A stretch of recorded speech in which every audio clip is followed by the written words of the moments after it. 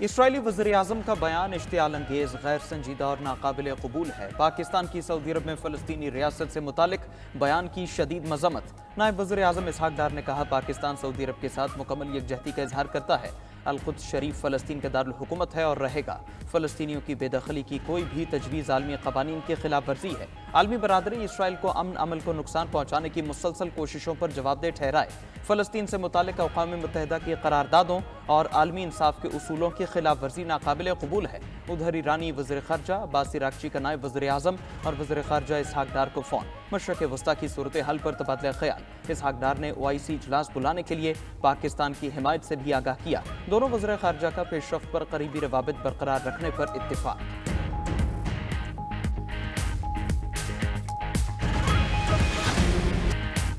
MQM Pakistan میں اختیارات کی جنگ شدت اختیار کر گئی۔ رہنماؤں میں عہدوں کی تقسیم پر شدید اختلافات۔ حل کی تلاش کے لیے بہادرآباد مرکز فراہم بیٹھک۔ ڈاکٹر فاروق ستار اور انیس قائم خانی کی زیر صدارت اجلاس میں ارکان قومی اور صوبائی اسمبلی کی شرکت۔ خالد مقبول صدیقی اور مصطفیٰ کمال شریک نہ ہوئے۔ فاروق ستار نے کہا کہ جو تنظیمی نظم و ضبط کی خلاف ورزی کرے گا اس کے خلاف کارروائی ہوگی۔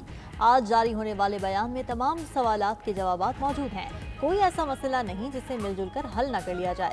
گزشتہ روز خالد مقبول صدیقی اور مصطفیٰ کمال کے حامی بہادرآباد مرکز پر آمنے سامنے آ گئے تھے۔ مشتعل کارکن پارٹی رہنماؤں سے دست و گریباں بھی ہوئے۔ کارکنان کا مصطفیٰ کمال اور انیس قائم خانی کے خلاف احتجاج۔ مظاہرین نے گورنر سندھ کے خلاف بھی نعرے لگائے۔ کارکنان نے بینرز، پوسٹرز اور پلے کارڈز اٹھا رکھے تھے جن پر خالد مقبول صدیقی ہماری ریڈ لائن درج تھا۔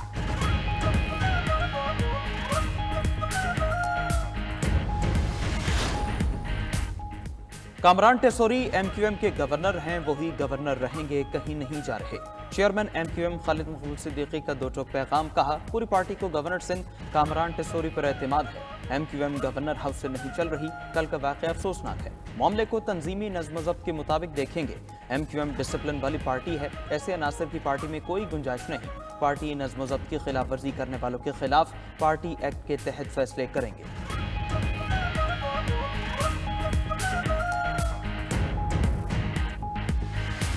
MQM کا اندرونی انتشار ہے، ان کا اپنا مسئلہ ہے، لیکن میں ہمیشہ یہ بات آپ سے شیئر کرتا رہا ہوں کہ یہ چونکہ ایک چونچوں کا مربع ہے جس کو جوڑا گیا ہے اور ان کے اندر اختلافات پہلے بھی تھے، وہ کھل کر پہلی مرتبہ سامنے آئیں۔ وہ کوشش کریں اس کو سیدھا کریں، لیکن میں سمجھتا ہوں کہ گورنر صاحب کو جو انٹرنل ان کے رفٹس ہیں یا ان کے اوپر جو ان کی جو مخالفت ہے پارٹی کے اندر، وہ اس کی طرف توجہ دیں بجائے اس کے کہ وہ ڈائیورٹ کر رہے ہیں لوگوں کی توجہ کسی اور طرف۔ MQM کا اندرونی انتشار ان کا اپنا معاملہ ہے۔ صوبائی وزیر سندھ سعید غنی کی کامران ٹیسوری پر تنقید، کہا گورنر سندھ کو اپنی پارٹی کے اندر مخالفت پر توجہ دینی چاہیے۔ گورنر اب DIG ٹریفک نہیں بن سکتے، محض DIG کے PRO بن سکتے ہیں۔ ہمیں نفرت کی سیاست سے نکلنا ہے۔ پیپلز پارٹی نے کبھی نفرت کی سیاست نہیں کی، کراچی سے نفرت کی سیاست کا خاتمہ کیا۔ آج کراچی میں دہشت گردی نہیں، بین الاقوامی اداروں کے ساتھ مل کر کراچی میں مختلف منصوبوں پر کام کر رہے ہیں۔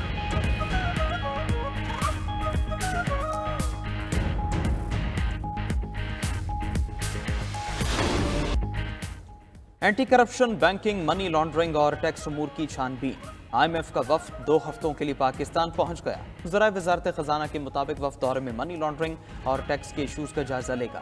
IMF وفد کی مختلف وزارتوں، محکمہ اور ریاستی اداروں کے نمائندوں سے ملاقاتیں شیڈول ہیں۔ وفد ٹیکس پالیسی بنانے اور عمل درآمد میں گورننس کے خطرات کا جائزہ لے گا۔ قومی احتساب بیورو کے ساتھ مل کر انسداد بدعنوانی کی قومی حکمت عملی پر تبادلہ خیال کیا جائے گا۔ منی لانڈرنگ کی تحقیقات اور پروسیکیوشن پر بھی بات ہوگی۔ بجٹ کی تیاری اور اصلاحات کا جائزہ لینے کے لیے وزارت خزانہ کے ساتھ اجلاس ہوں گے۔ $7 ارب کے معاہدے کے تحت پاکستان گورننس کی مکمل رپورٹ شائع کرنے کا پابند ہے۔ عالمی مالیاتی ادارے کے نمائندے کا کہنا ہے موجودہ ٹیم کا دورہ تکنیکی حوالے سے ہے۔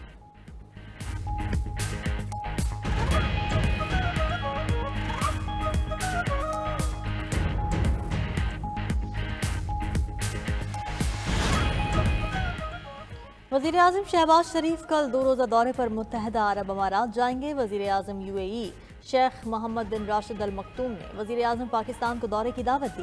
ترجمان دفتر خارجہ کے مطابق وزیر اعظم دبئی میں ورلڈ گورنمنٹ سمٹ میں شرکت اور خطاب کریں گے۔ سمٹ میں عالمی رہنما، مالیاتی اداروں کے نمائندے اور مختلف شعبوں سے شخصیات شرکت کریں گی۔ وزیر اعظم شہباز شریف کا مارچ 2024 میں عہدہ سنبھالنے کے بعد متحدہ عرب امارات کا دوسرا دورہ ہے۔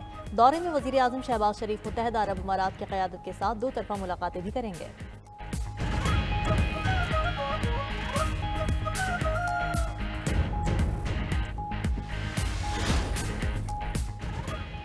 छब्बीसवीं तरमीम आइन का हिस्सा है। इससे पार्लियामेंट या सुप्रीम कोर्ट का फैसला ही खत्म कर सकता है। जब तक ऐसा नहीं हो जाता मामलात इस तरमीम के तहत ही चलेंगे। सुप्रीम कोर्ट में बेंचेस इख्तियारात से मुतालिक केस में जस्टिस मोहम्मद अली मजहर ने 20 सफ़हात पर मुश्तमिल नोट जारी कर दिया। नोट में लिखा, आईनी बेंच ने दुरुस्त तौर पर 2 रुकनी बेंच के हुक्मनामे वापस लिए। केस फुल कोर्ट में भेजने की दरख्वास्त का फैसला मेरिट पर होगा। कवानीन के आईनी होने या ना होने का जायजा सिर्फ आईनी बेंच ले सकता है। किसी रेगुलर बेंच के पास आईनी तशरीह का इख्तियार नहीं। रेगुलर बेंच को वो नहीं करना चाहिए जो इख्तियार आइन उसे नहीं देता। आईनी बेंच ने जस्टिस मंसूर अली शाह और जस्टिस अकील अब्बासी के हुक्मनामे वापस लिए थे।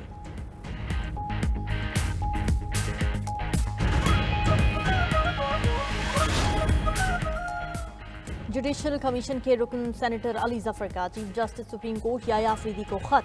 जुडिशल कमीशन इजलास मुलतवी करने का मुतालिबा। खत में कहा कि जजेस के ट्रांसफर से इस्लामाबाद हाई कोर्ट की सीनियरिटी लिस्ट तब्दील हो गई। जजेस के तबादले से तासुर है कि बानी पीटीआई और बुशरा बीबी की अपीलों के लिए बंदोबस्त किया गया है।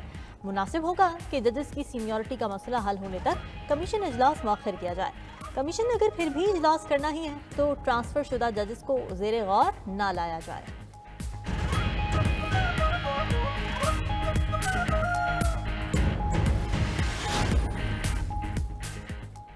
ट्रंप दुनिया का ताकतवर नहीं, अहमक तरीन शख्स है। अमरीकी सदर को बैनुल-अक़वामी मामलात का इल्म नहीं है। सरबरा JUI मौलाना फजलुर रहमान का मर्दान में अवामी इज्तिमा से खिताब। कहा 8 फरवरी को बदतरीन धांधली के जरिए जाली पार्लियामेंट बनाई गई। धांधली से बनने वाली हुकूमत की अवाम की नज़र में कोई हैसियत नहीं। बिखरे अवाम सड़कों पर आएंगे तो जाली ऐवानों में जलजला बर्पा होगा। जाली पार्लियामान आपको मुबारक। हम अवाम की हकीकी पार्लियामेंट के साथ हैं। मैदान में रहेंगे और तुम्हारे ऐवानों तक पहुँचेंगे।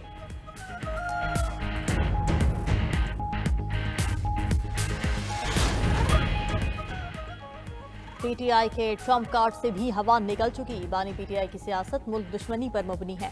वफाकी वजीर राना तनवीर कहते हैं कि हुकूमत ने मुल्क को डिफॉल्ट होने से बचाया। पीटीआई की क़यादत IMF को खत लिखती रही। बानी पीटीआई मुल्क मुखालिफ नजरियात रखते हैं। अगले साल पाकिस्तान मजीद तरक्की की राह पर गामजन होगा।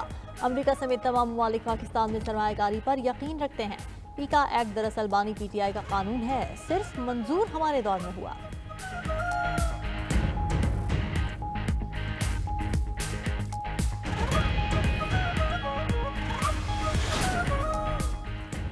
8 फरवरी को अवामी मैंडेट पर डाका डाला गया। सवाबी जलसा जाली हुकूमत के खिलाफ अवामी रेफरेंडम साबित हुआ। अवाम की ताकत से जाली हुकूमत का खात्मा यकीनी बनाया जाएगा। मुशीर इत्तलात खैबर पख्तूनख्वा बैरिस्टर सैफ की वफाकी हुकूमत पर तनकीद।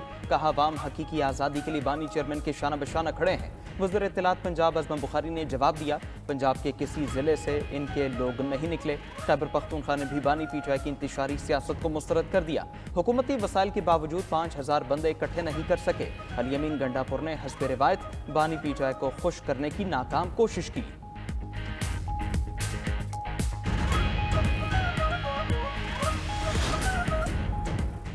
तिजारती टैरिफ एक बड़ा चैलेंज बनकर सामने आया है। दुनिया बड़ी मुआशी तब्दीलियों से गुजर रही है। समुद्री तिजारत के लिए मुश्तरका काविशें ज़रूरी हैं। वज़ीर दिफा ख्वाजा आसिफ का 2 रोज़ा अम डायलॉग की तकरीब से खिताब। कहा बहरे हिंद आलमी तेलो गैस के 50% ज़खायर रखता है। आलमी मुआशी निज़ाम मैरीटाइम पर इन्हिसार करता है। सरबराह पाक बहरिया एडमिरल नवीद अशरफ ने कहा कि कोई मुल्क समुद्री चैलेंजेस से अकेले नहीं निपट सकता। आम डायलॉग का मकसद ब्लू इकॉनमी को बेहतर बनाना है। आम डायलॉग में समुद्र के रिवायती और गैर रिवायती खतरों पर बात होगी। आम मशक़ें मशरक़ी और मगरबी ममालिक में पुल का किरदार अदा करेंगी।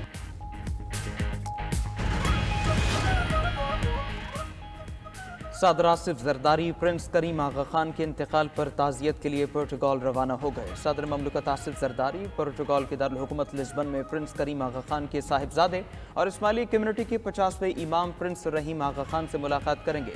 सदर ममलकत पुर्तगाल के सदर मार्सिलो रिबेलो डी सूसा से भी मुलाकात करेंगे। गुज़श्ता रोज़ पुर्तगाल के शहर लिस्बन में इस्माइली मुस्लिम कम्युनिटी के इमाम प्रिंस करीम आगा खान की आखिरी रसूमात अदा कर दी गईं। पाकिस्तानी वज़ीर ख़ज़ाना मोहम्मद औरंगज़ेब ने प्रिंस करीम आगा खान की नमाज जनाजा में खुसूसी शिरकत की थी।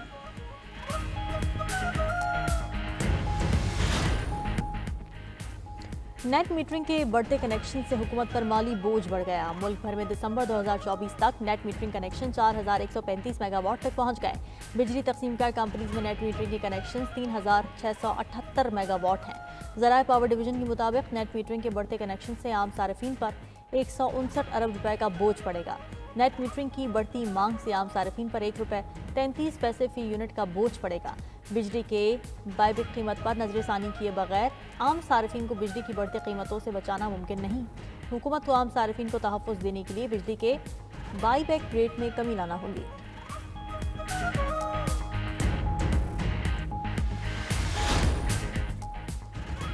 गवर्नर पंजाब सरदार सलीम हैदर से यंग डॉक्टर्स एसोसिएशन के वफ्द की मुलाकात। यंग डॉक्टर्स ने अस्पतालों में अद्वियात की कमी, दीगर मसाइल से आगाह किया। गवर्नर ने कहा, सेहत और तालीम की सहूलियात देना हुकूमत की जिम्मेदारी है। दूर दराज इलाकों में सेहत आमा के मंसूबे शुरू होने चाहिए।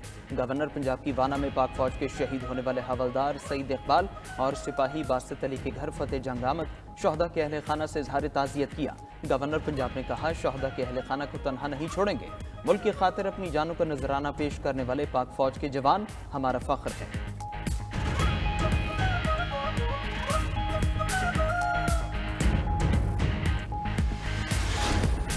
लाहौर में 30 साल बाद रंगारंग हॉर्स एंड कैटल शो का आगाज। वज़ीर आज़म शहबाज शरीफ और वज़ीर आला पंजाब मरीम नवाज ने हॉर्स एंड कैटल शो का इफ्तिताह किया।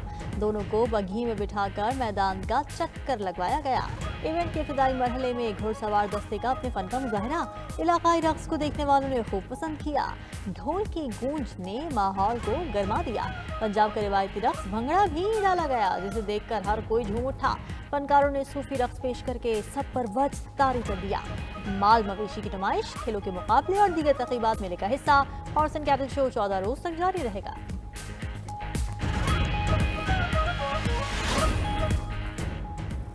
तालिबान अफगान हुकूमत की मोदी सरकार से क़ुर्बतें बढ़ने लगी। तालिबान का नई दिल्ली में अफगानिस्तान के सफारत खान का कंट्रोल संभालने के लिए भारतीय हुकूमत के साथ बातचीत का आगाज़। अफगान वज़ारत ख़ारजा के मुताबिक तालिबान ने मुबैना तौर पर हिंदुस्तानी हुकाम को मुजव्वज़ा सिफारतकारों की एक नई फहरिस्त पेश की है। नई दिल्ली में अफगान सिफारत खाना नवंबर के आखिर में तालिबान और भारतीय हुकूमत दोनों के दबाव का हवाला देते हुए बंद कर दिया गया था।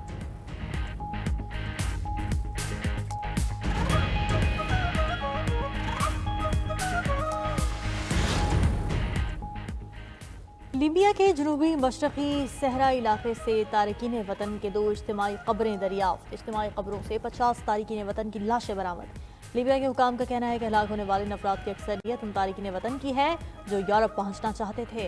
तंजीम अल-अबरीन के मुताबिक इनमें ज़्यादातर अफराद को इज्तिमाई कब्रों में दफन करने से कबल बज़ाहिर गोलियाँ मार कर कत्ल किया गया है। जिंदा बच जाने वालों के मुताबिक इस कब्र में तकरीबन 70 अफराद को दफन किया गया था।